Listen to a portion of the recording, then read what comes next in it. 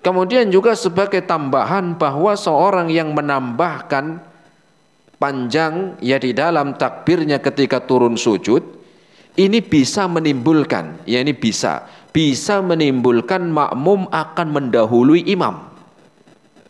Akan bisa mendahului apa? Ya makmum akan mendahului imamnya. Padahal harusnya kalau sholat berjamaah ya makmumnya ikut siapa? Ikut imam.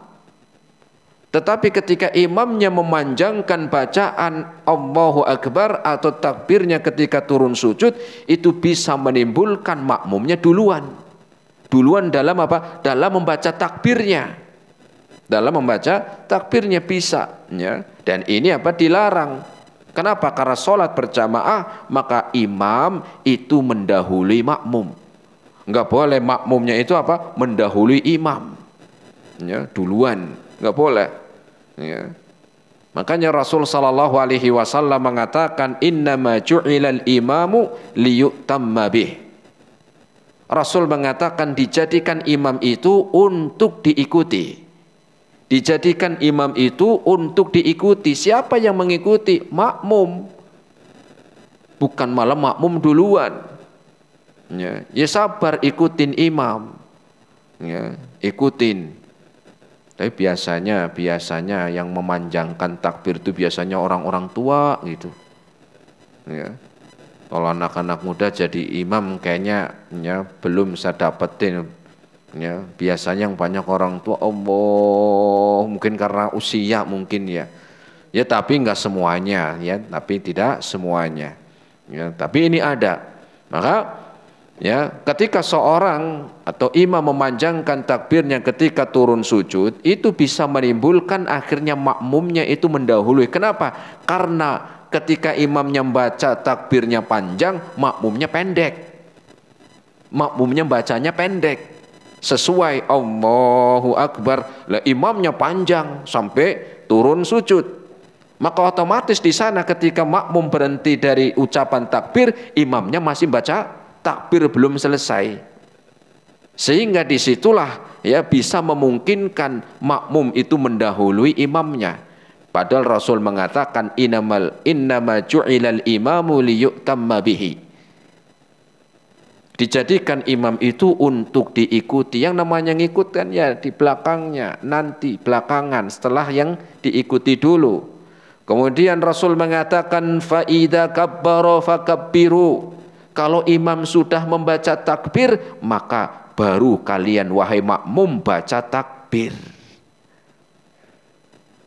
Maka imam terlebih dahulu. Fa idza kabbara fakabbiru. Ketika imam telah membaca takbir, maka susul. Maknanya ikuti ya.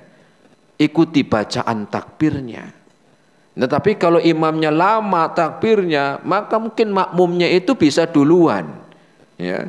Wala tukabbiru hatta yukabbiru. Maka Rasul mengatakan jangan kalian takbir dulu sebelum imam baca takbir. Jangan kalian takbir dulu sebelum imam baca apa? Takbir. Jadi ikuti imamnya. Ya. Jangan pengennya nyerobot. Ya ini nggak pengen nyerobot, tapi imamnya yang ya mungkin kurang tahu di dalam membaca takbir ini. Hadis riwayat Imam Abu Daud. Ya, hadis riwayat Imam Abu Daud. Sehingga ya ketika imam turun sujud, ya takbirnya apa? Ketika takbirnya panjang, maka bisa menjadikan makmum itu selesai duluan bacaan takbirnya. Padahal Rasul mengatakan fa idza kabbaro, apabila imam sudah takbir maka ikuti takbirnya. Maknanya ya mengikuti, bukan duluan. Tapi kalau imamnya lama malah bisa duluan makmumnya. Wala tukabbiru hatta yukabbiru, maka jangan kalian takbir sampai imam ya takbir duluan. Hadis riwayat Imam Abu Daud. Dan terkadang ketika takbirnya panjang turun sujud, mungkin ya bisa menjadikan ya nafasnya lebih panjang, mungkin lebih capek bisa. Ya, karena dari berdiri turun, apalagi mungkin kalau yang muda mungkin nggak masalah ya. Tapi bagi yang tua-tua itu kan tambah tenaga, karena dia harus menahan nafas sampai apa? Sampai turun sujud dan membaca takbir tadi. Ya, sampai membaca takbir tadi. Bahkan dikatakan oleh Al-Imam Ibrahim An-Nakhai, beliau mengatakan at-takbiru jazmun. At-takbiru jazmun. Bahwa takbir itu adalah jazmun. Apa makna jazmun? Artinya tidak dipanjangkan. At-takbiru jazmun. Ketika takbir dalam sholat itu jazmun. Yaitu apa? Tidak dipanjangkan. Nah, termasuk takbir ketika turun sujud. Termasuk takbir ketika apa? Turun sujud. Ya. Bahkan katanya Imam Ibnul Mubarak, beliau mengatakan yakni alla tumaddahu maddan. Alla tumaddahu maddan. Ya. Hendaklah dia seorang apa yang sholat tidak memanjangkan bacaan takbirnya dengan apa? Ya, tumaddahu maddan, dipanjangkan mad. Tumaddahu maddan, tidak dipanjangkan bacaan takbirnya. Ya, untuk tidak memanjangkan. Nah, ini ya bahasan tentang apa? Takbir. Ya, tadi kita sebutkan tidak mengangkat tangan ketika turun sujud. Kemudian ketika turun sujud apa? Ya, tadi tidak memanjangkan takbirnya, tidak mengangkat tangan seperti takbir-takbir sebelumnya. Kemudian turun sujud. Maka selanjutnya mana yang lebih didahulukan? Ketika turun sujud, apakah dengan tangan terlebih dahulu atau dengan lututnya terlebih dahulu? Jamaah rahimani Allah wa iyyakum jami'an. Tentang bahasan turun sujud, apakah terlebih dahulu dengan tangan atau dengan lutut terlebih dahulu? Sering kita ya ketika sholat ada orang yang sujudnya itu dengan kedua tangannya dulu. Ada juga kita lihat orang yang sholat itu turun dengan lututnya dulu, baru tangan. Ada yang tangan dulu, baru lutut. Nah, mana yang dicontohkan oleh Nabi SAW? Maka di dalam turun sujud, bahasan tentang turun sujud, mana yang lebih didahulukan antara tangan dan lutut, ini telah ada perbedaan dari kalangan para ulama. Ada perbedaan pendapat di dalam menjelaskan atau di dalam menerangkan turun sujud ketika turun sujud apakah dengan tangan terlebih dahulu atau dengan lutut terlebih dahulu. Ini ada perbedaan ya di kalangan para ulama. Tentunya di dalam perbedaan ini dan mereka pendapat yang mengatakan turun sujud dengan kedua tangannya terlebih dahulu baru lutut, mereka juga punya dalil yang kuat. Ya, semoga kita bisa menyampaikan dalil-dalilnya. Kemudian yang menyampaikan pendapat yang kedua turun sujud itu dimulai dari lututnya baru kedua tangannya. Mereka juga punya dalil dan dalilnya juga dalilnya juga kuat. Sehingga tadi ada perbedaan di sini antara turun sujud. Dan kita pahami, harus kita pahami dan kita sadari di dalam pembahasan fikih, fikih ibadah, termasuk di dalam sholat, ketika ada perbedaan pendapat itu wajar. Itu wajar. Apalagi kita enggak bertemu langsung dengan Rasul Sallallahu Alaihi Wasallam. Kita tidak melihat langsung dengan mata kita sendiri melihat Rasul sholat. Kita hanya mendengar atau membaca yang telah disampaikan para sahabat yang melihat Rasul sholat. Karena Rasul memerintahkan para sahabat untuk mengajarkan sholat. Sebagaimana Rasul mengatakan, "Shallu kama ra'aitumuni usolli." Sholatlah kalian sebagaimana kalian melihat saya sholat, kata Rasul. Nah, sehingga yang datang dari sahabat-sahabat di dalam menerangkan tata cara sujud, apakah ini lutut atau tangannya, maka di situ ada yang mengatakan tangan terlebih dahulu, ada yang mengatakan lutut terlebih dahulu, dan semua dari mereka membawakan bukti dan dalil masing-masing. Tentunya bagi kita harus legowo. Apa legowo? ya harus ikhlas begitulah, atau ya harus toleransi lah begitu. Ya harus toleransi, jangan malah ribut. Cuman beda turun sujud aja langsung apa? Langsung mengatakan sesat. Jangan. Apalagi kafir lah, repot lagi. Orang lagi sholat dikatakan kafir, ya. Tapi alhamdulillah nggak ada ya, cuman turun sujud beda terus dikafirkan, ya nggak ada. Ya, tapi harus kita pahami, kita sadari perbedaan dalam masalah fikih itu hal yang wajar. Bukan masalah yang sebagai usul, bukan masalah yang dasar. Misalnya rukun iman ada 6, kok ada pendapat lain? Enggak, rukun iman itu ada 10. Ini enggak benar. Ya. Atau rukun iman ini ada 7. Ini enggak benar. Atau rukun iman ada 6,5. Gimana 6,5? Ya. Maka apa? Ini jelas menyelisihi pondasi dalam akidah. Atau mengatakan rukun Islam yang 5 dikatakan rukun Islam itu enggak cuma 5. Terus berapa Pak? 6. Terus yang satunya dari mana? Saya dapat dari ulama misalnya. Saya dapat dari ulama yang di Onono misalnya, dapat 6.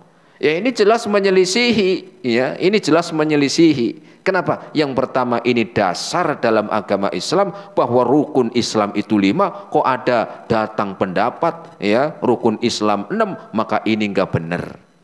Dan wajib kita katakan sesat. Atau orang yang mengatakan rukun iman itu 7, ini juga wajib kita katakan sesat. Ya. Kenapa? Karena ini dasar dan Rasul sudah dengan jelas mengatakan rukun iman berapa, ya rukun Islam berapa. Adapun di dalam ya pembahasan yang sifatnya itu ya cabang atau bukan pembahasan yang bukan pembahasan yang usul, tetapi bahasan seperti orang yang sholat turunnya duluan yang mana. Ini bukan seperti bahasan tentang tadi, tentang usul dasar dalam dasar dalam Islam. Karena ini turun sujudnya. Sama-sama sholat, ini sama-sama sholat. Ya, makanya jangan ribut kalau ada sedikit perbedaan. Ya, yang penting ya kita mengamalkan suatu ibadah, kita punya dalil untuk kita sendiri. Ya, minimal untuk kita sendiri. Saya sholatnya begini, saya karena sudah belajar. Saya sholatnya seperti ini karena saya tahu dalilnya, saya tahu buktinya. Adapun itu seperti itu saya nggak tahu. Ya barangkali dia punya dalil, ya tanya, maaf Bu, jenengan kok sholatnya begini, dalilnya mana nje? Nggak masalah kalau mau ditanya. Ya.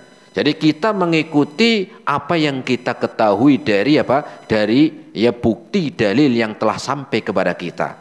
Adapun kita yang nggak tahu ya Allahu a'lam. Kenapa? Karena kita nggak mungkin tahu semuanya. Kita manusia yang punya kekurangan. Kita manusia yang penuh dengan Dengan ya kekurangan, ya lupa, ya sehingga ya kita dalam masalah ini berhusnudzon. Ya berhusnudzon karena ini bahasan bahasan yang fikih dan ya jangan sampai menjadikan keributan. Ya jangan sampai menjadikan keributan. Ya kadang-kadang ada ya. Jadi jadi keributan, nggak bisa toleransi. Masa sama orang kafir aja kita bisa toleransi? Kenapa sama-sama kaum muslimin nggak bisa toleransi? Ya punya tetangga ya dia non muslim, kemudian ibadahnya ke sana ke sini, kita bisa toleransi, nggak apa-apa, itu kan keyakinannya mereka, ya kita hormati. Lah kenapa ini nggak dipraktekkan kepada kaum muslimin sendiri? Oh itu mungkin dia turun sujudnya begitu punya dalil yang lain, kan enak. Wong kepada non muslim saja bisa toleransi, harusnya lebih lagi kepada orang muslim sendiri. Jangan gampang menvonis, jangan gampang ngecap. Tahu ngecap? Bukan ngecap stempel, bukan ngecap. Ya itu tadi ngecap sesat, ngecap ya teroris, ngecap apa lagi? Ya macam-macam. Naam. Kenapa demikian? Ya, karena terkadang ya menjadikan seorang itu renggang jadinya hubungannya, ya menjadi kurang akur persaudaraannya, cuman ya gara-gara perbedaan yang sedikit ini. Ya. Nah, padahal perbedaan ini ya Perbedaan turun sujud tangan dulu atau lutut dulu itu bukan perbedaan yang kayak halal dan haram, bukan. Kalau perbedaannya ini haram, ini halal, yo mungkin lah. Ya, ini kan sama-sama sholat, turunnya yang mana dulu. Bukan perbedaan kayak halal dan haram. Atau perbedaan ini apa? Jadinya sah atau tidak sahnya sholat juga bukan. Perbedaan turun sujud antara lutut ataupun tangan terlebih dahulu, ini perbedaan bukan kayak halal haram dan bukan juga karena apa? Nanti jadi sah atau tidak sahnya, tidak. Tetapi perbedaan di sini keafdoliyahnya, yang lebih utamanya. Begitu, karena dua-duanya punya dalil, dua-duanya punya bukti. Ya, saya bawakan ya, disebutkan ya biar lebih ya legowo. Dikatakan oleh Syekhul Islam Ibnu Taimiyah dalam kitabnya yaitu Majmu' Fatawa, beliau ingin menengahi, begitu, biar gampang. Karena kadang-kadang kalau kita sampaikan di sini misalnya turun sujud tangan dulu, nanti jenengan lihat orang suruh kalau lutut dulu, disalahin atau sebaliknya, ya, biar lebih lebih legowo. Apa kata beliau? Amma sholatu bikilaihima fajaizatun bittifaqil ulama. Sholatnya yang sholatnya seorang yang dia ketika turun sujud dengan keduanya. Apa keduanya? Yang pertama dengan lutut dulu atau yang dengan apa? Dengan tangannya terlebih dahulu. Maka beliau mengatakan kedua-duanya fajaizatun, boleh. Kan enak. Boleh. Ya, dua-duanya boleh. Ya, enggak harus maksakan pendapat, enggak harus. Harusnya begini kayak saya. Kalau enggak kayak saya salah. Harusnya kayak saya nih, kalau enggak kayak saya sesat. Ya, jangan. Jangan memaksakan apa? Ya, pendapat orang lain. Maka beliau mengatakan as-shalat amma sholatu bikilaihima fajaizatun. Maka sholatnya dengan cara dua-duanya tadi diperbolehkan. Menurut siapa? Bittifaqil ulama. Menurut kesepakatan para ulama. Ya, bukan karena apa? Ya bukan karena ya tadi jadi permusuhan, tidak. Ternyata menurut kesepakatan para ulama dua-duanya boleh dilakukan. Dan jenengan bisa mau yang lutut dulu, ya silahkan. Mau tangan terlebih dahulu, ya boleh. Tergantung keadaan. Biasanya kalau orang tua, ya mungkin dia yang lemah, ya tenaganya lemah, bisa dengan lututnya dulu. Kemudian tangan. Atau yang enggak sakit, misalnya enggak lemah, bisa juga dengan tangannya dulu, baru lututnya yang turun. Ya intinya dua-duanya boleh. Insya al-musalli yada'u rukbatayhi qabla yadayhi. Boleh seseorang kalau dia mau, dia melakukannya turun sujud itu meletakkan kedua lututnya terlebih dahulu, kemudian disusul dengan kedua tangan. Ya, ini yang pertama, lutut dulu baru tangan. Ini apa? Boleh, silakan. Fa insya'a wada'a yadayhi thumma rukbatayhi. Atau cara yang kedua, yaitu turun sujud dengan meletakkan kedua tangannya terlebih dahulu, kemudian disusul kedua lututnya. Kecuali kalau yang maaf misalnya nggak punya tangan, misalnya cacat, ya gimana, ya itu ya lutut dulu. Bukan karena nggak pengen dengan tangan, ya gimana, ya begitu. Nah, jadi apa? Dua-duanya boleh. Kemudian beliau melanjutkan, wassalatuhu shahihatun. Maka keadaan dua-dua tadi, keduanya di dalam turun sujud, maka kata beliau wassalatuhu shahihatun, maka solatnya itu sah. Solatnya apa? Sah. Jangan ribut, yang nggak solat aja masih banyak. Iya, yang ini yang sudah solat apa ribut? Tuh yang nggak sholat aja masih banyak. Ya. Kemudian fi halataini bittifaqil ulama, dengan cara kedua-duanya tadi karena sudah disepakati oleh apa? Ya ulama bahwa cara sujud dua-duanya boleh. Walakin, beliau mengingatkan, walakin tanaza'u fil afdali, ya, tetapi adanya perbedaan tadi karena memang mereka para ulama tadi ada dua pendapat. Adanya perbedaan pendapat antara yang tangan terlebih dahulu kemudian lutut atau yang lutut dulu kemudian tangan, kata beliau itu perbedaan di dalam keafdoliyahnya, mana yang lebih utama. Mana yang lebih utama, bukan di dalam seperti haram dan halal, bukan seperti sah dan tidak sah, bukan, tetapi ini perbedaan di situ karena afdoliyahnya. Apa afdoliyah? Mana yang lebih utama. Nah, ini disebutkan oleh disebutkan oleh Al-Imam Ibnu Taimiyah di dalam kitabnya Majmu' Fatawa tentang turun sujud. Allahu a'lam bishawab. Ini yang bisa kita sampaikan jamaah rahimani Allah wa iyyakum jami'an. Semoga di pertemuan yang akan datang bisa kita sampaikan tentang dalil-dalil tadi, atau mungkin kita langsung lanjut ke sujud dan doanya. Adapun itu nanti kita akan bahas menyusul insyaallah taala. Ini yang bisa saya sampaikan di pertemuan sore hari ini. Semoga bermanfaat. Terima kasih atas segala perhatiannya. Mohon maaf atas segala kekurangannya. Kita akhiri subhanakallahumma bihamdika asyhadu an la ilaha illa anta astaghfiruka wa atubu ilaik. Wassalamualaikum warahmatullahi wabarakatuh.